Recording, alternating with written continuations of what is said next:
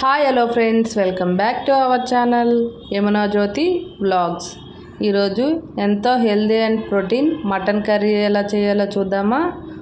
ముందుగా స్టవ్ వెలిగించి కుక్కర్ పెట్టుకొని 3 టేబుల్ స్పూన్ ఆయిల్ వేసుకొని ఆయిల్ హీటెక్కిన తర్వాత ఒక ఇలాచి, 3 మిరియాలు, కొంచెం జీలకర్ర, బిర్యానీ ఆకు, సన్నగా తరిగి పెట్టుకున్న ఉల్లిపాయలు, 2-3 పచ్చిమిర్చి, ఒక రెమ్మ కరివేపాకు, మీ రుచికి సరిపడా ఉప్పు వేసి ఉల్లిపాయలు గోల్డెన్ కలర్ వచ్చేంత వరకు వేయించుకోవాలి.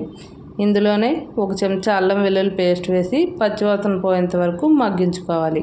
ఇందులోకి మీడియం సైజు టమాటా ఒకటి కట్ చేసుకొని వేసుకోవాలి.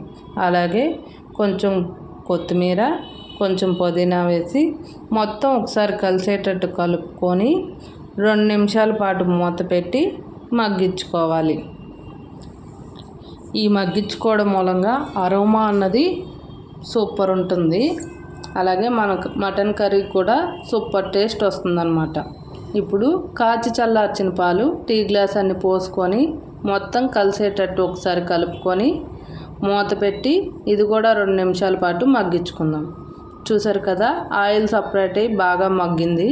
ఇందులోకి నీట్గా కడిగి పెట్టుకున్న మటన్ వేసుకొని చిటికెడు పసుపు వేసి మొత్తం ఒకసారి కలిపి మూత పెట్టి 10 నిమిషాల పాటు మగ్గించుకుందాం.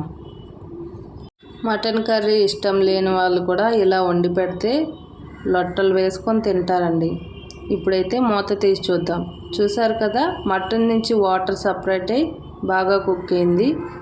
ఈ టైంలోనే మనకు రుచికి సరిపడా కారాన్ని వేసుకోవాలి. ఇక్కడ నేను 2 టేబుల్ స్పూన్ల కారాన్ని వేసాను. మీరు మీ రుచికి సరిపడా కారాన్ని వేసి ఒకసారి కలుపుకొని 1 గ్లాస్ వాటర్ పోసుకోవాలి. 1 గ్లాస్ వాటర్ పోసి ఒకసారి మొత్తం కలుపుకుందాం.